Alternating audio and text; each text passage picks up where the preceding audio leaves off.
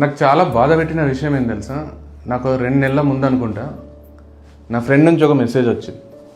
నేను దాన్ని పెద్ద సీరియస్ తీసుకోలే.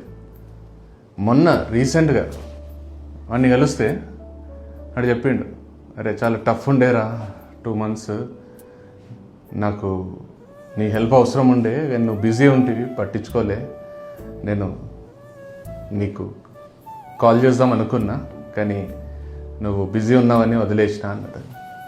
అరే నువ్వెప్పుడు మెసేజ్ చేసినావురా, నువ్వెప్పుడు కాల్ అడిగినావు అంటే, లేదురా 2 months బ్యాక్ చూడు అని ఆ డేట్ చెప్పిండు. చూస్తే వన్ మెసేజ్ ఉంది. ఏముంది, ఏం చేస్తున్నావురా, ఎక్కడున్నావు, ఫ్రీ ఉన్నావా, ఇంతే ఉంది, అంతకుమించి ఏం లేదు. అంటే వాడేమనుకున్నాడు, ఫ్రీ ఉంటే కాల్ చేసి మాట్లాడదాం అనుకున్నాడు, లేదా కలుద్దాం అనుకున్నాడు, ఏదో అనుకున్నాడు. వాడు విపరీతమైన డిప్రెషన్లో ఉన్నాడు. అంటే వానికి హెల్ప్ అవసరమైంది. ఆ టైంలో వాడు మెసేజ్ పెట్టిండు, నేను చూసుకోలే, ఇగ్నోర్ చేసేసిన. అయితే తర్వాత నేను ఎక్కడనో చదివిన, ఒక హెల్ప్ అవసరం ఉన్న వాళ్ళకు లేదా డిసప్పాయింట్మెంట్లను ఒక లో ఫేజ్లో ఉన్న వాళ్ళకు ఒకరి నుంచి జస్ట్ 8 minutes అవసరం ఉంటుందంట. ఒకరు వాళ్ళతో 8 నిమిషాలు మాట్లాడితే వాళ్ళ గుండెల్లున్న బాధ అంతా దిగిపోతుందంట.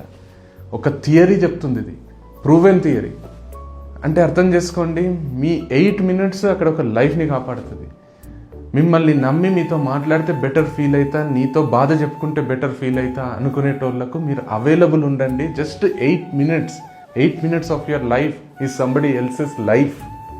సో అర్థం చేసుకోండి, 8 minutes అంటే నేను మనతో చెప్పిన అన్నమాట. ఇక అరే ఇప్పటి నుంచి ఎప్పుడైనా మనం కోడ్ లాంగ్వేజ్ పెట్టుకుందాం రా, ఎవడైనా నిజంగా అంత హెల్ప్ అవసరం ఉంటే can you give me your 8 minutes అనే మెసేజ్ పెట్టేసి, లేదా డైరెక్ట్గా ఒకటే line, I want your 8 minutes, అయిపోయింది.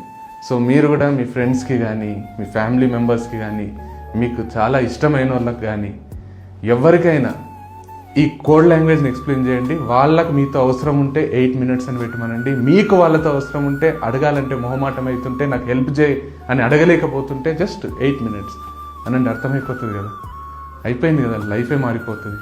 8 minutes ఒకరితోని ప్రేమగా అర్థం చేసుకునేటట్టు మాట్లాడితే అయిపోయిందంట. తెలుసా, ఎంత బాగుంది కదా. సో మనం అందరం దీన్ని ఇంప్లిమెంట్ చేద్దాం, ప్రాక్టీస్ చేద్దాం. 8 minutes గుర్తుపెట్టుకోండి.